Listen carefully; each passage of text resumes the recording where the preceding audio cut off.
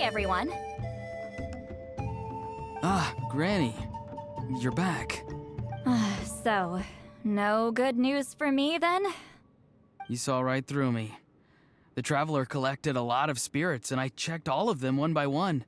None of them matches Leela's description. I figured. It was written all over your face. It's alright. I didn't exactly have high hopes for the needle in a haystack approach anyway. Leela's condition is still stable, but we're not really getting anywhere. Well, luckily, I made some progress on my end. Leela's parents told me that he made a new friend recently, and apparently he's been out of the house for days at a time. On one occasion, they secretly followed him and saw him and his friend tinkering around with something at a camp. Yeah, some guy who goes by the name Kokuchu, dressed in what looked like Inazuman attire. Is this really all I'll need, Mr. Kokuchu? Based on my studies of the ancient texts, hypersensitivity is usually treated with desensitization therapy. So, I figure there's no reason it shouldn't work in reverse. Now, for a poor chap like yourself with no sensitivity to spirits whatsoever, you'll have to completely immerse yourself in spiritually rich substances for this to be effective. I'm electing to name this approach hypersensitization therapy. Is it risky? You're the spirit duffer, not me. I'm sure you're more clued up than I am on the potential consequences of brute force clairvoyance. Ultimately, it's your decision. All right, but I do have one last question. What's in this for you? People like me obviously don't have much clout in this tribe, so it's not like I can offer you much in return. You think I'm looking for a reward? Oh, my good sir, take a look at my face. Isn't the answer written here clear as day? What? What's written there? Just a friendly guy who's happy to help. What? So some random guy from Inazuma just felt like helping Leela cure his spirit deaferness? Hypersensitization therapy, huh? What a novel idea. Could that really work? Not on Leela by the looks of things. It's anything but novel. Our tribe used to offer it as a treatment once upon a time. But it was so fraught with risks and had such an abysmal success rate that it was eventually outlawed. As for this Kokuchu fellow, I'm sure he has his own agenda. He conveniently disappeared right after Leela got into this mess. Leela's parents gave me the address of the camp, so I went and checked it out. There were clear traces of spiritual energy. And also, look what I found. What's this? A broken shard. Probably from a weapon or some sort of ceremonial implement. You feel that? It might look old, but it has extremely strong traces of spiritual energy. Leela must have used this as his medium. It would definitely explain how a spirit duffer like him was able to trigger a clairvoyant experience. Wait, there's something else. It feels so familiar. I think this is somehow connected to my ancient name. Connected how? Is it like a shard of an ancient name?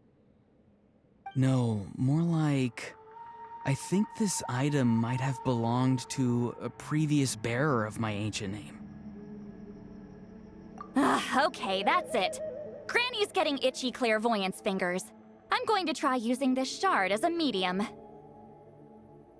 Cool, same as last time? The Traveler can use the Spirit Loom to record what you find on a woven scroll. Nope. Auroron can do the recording this time. Why? It's a safety measure.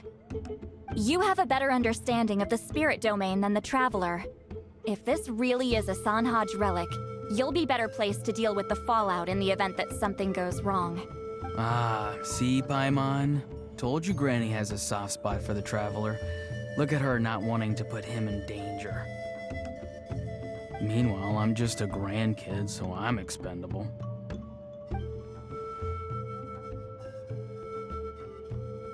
Hey, what are you blabbing on about? Sorry, Granny. I'm ready now. Then let us begin.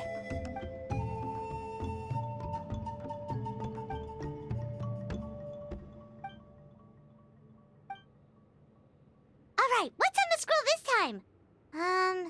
Looks like a broken bow covered in flames. Hey, don't you think one of the pieces looks just like this shard? You're right! It seems to be from the body of the bow. I saw a bow just like this in one of Granny's scrolls. Yes, it's the weapon Sanhaj used in the Battle of the Mare Javari. I guess that proves it. This shard is a bona fide Sanhaj relic. Good old Sanhaj.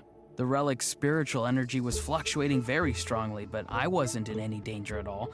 The Traveler probably would have been fine as well. Now that's a true hero, huh? Generations later and the stuff he used to own is helping to treat spirit duffers. I still think there's more to this story, though. Kokochu must have had his own motives beyond just treating Leela's condition. Well, okay, we saw the full bow just now, right? Maybe he wanted to see it too, so he could track down the other pieces. I don't know if he'd have anything to gain by doing that. Even if they're Sanhaj relics, I still doubt he'd have much use for a broken bow. Also, why use a spirit duffer in that case? You're basically setting yourself up for failure. Huh? Leela's body is responding! Let me take a look. I can sense a spirit being drawn to the relic. Looks like Granny's plan is working. Leela's spirit is being drawn to the bait. In that case, let me try again. This time using both Leela's body and the shard as mediums. You can do it, Granny. I'm ready to go too. You got the itch too, huh? Plus, Auroran went last time. It's only fair to take it in turns. Fine by me. We know it's safe now, so you shouldn't have any problems.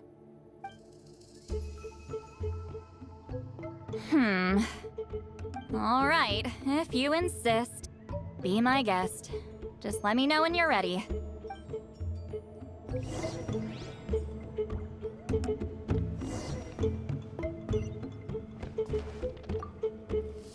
You ready? All right.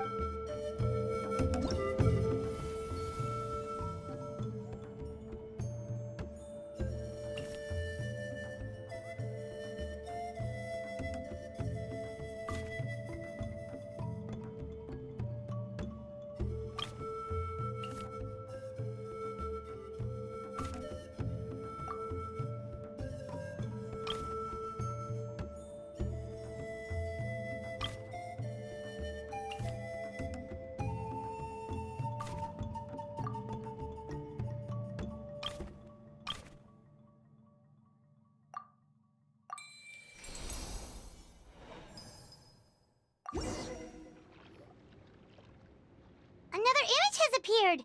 This one is a map. A map? Of where? Could it be the Mare Javari? The Mare Javari? The Mare Javari was reduced to a desolate wasteland after that big battle. Or rather, it became known as the Mare Javari after what happened there. The ashes of the monsters and warriors who fought there covered the entire battlefield. Sometimes, bone-chilling cries would be heard from the depths. Other times, the whole region would become engulfed in towering flames, drowning out the cries. That place is full of untold dangers and mysteries. Over the centuries, the finest adventurers have tried to prove themselves by venturing in. Sadly, most ended up perishing there. That lasted up until around 20 or 30 years ago, when strange things started happening. People started speaking of an enormous dark creature the size of a mountain, roaming around inside the Mare Javari. And then, shortly after that, the whole region just completely disappeared. Nobody knows how, but that infamously ominous place just vanished from the face of the world. What? How the heck?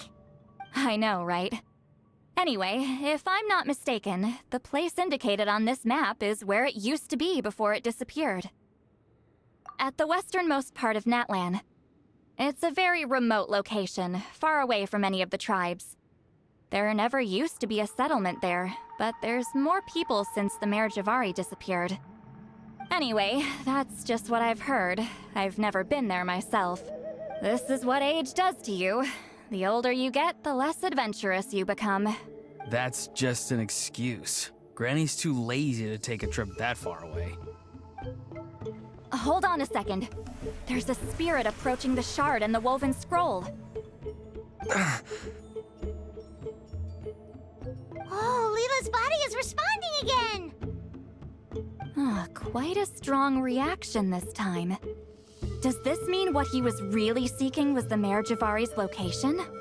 I sense it too. There's a soul nearby. Almost a complete one. Ah! This is creeping Paimon out! Seems like the plan is working. So, can we just wake him up now? Not today. You might think bringing a spirit back into its body is like pouring water from one bottle into another, but it's far more complicated than that. I need to borrow a ceremonial sword and make some other preparations. It'll take me about 2 days. But don't worry. Now that his spirit's returned, there's just one step left. Let's meet up again in 2 days.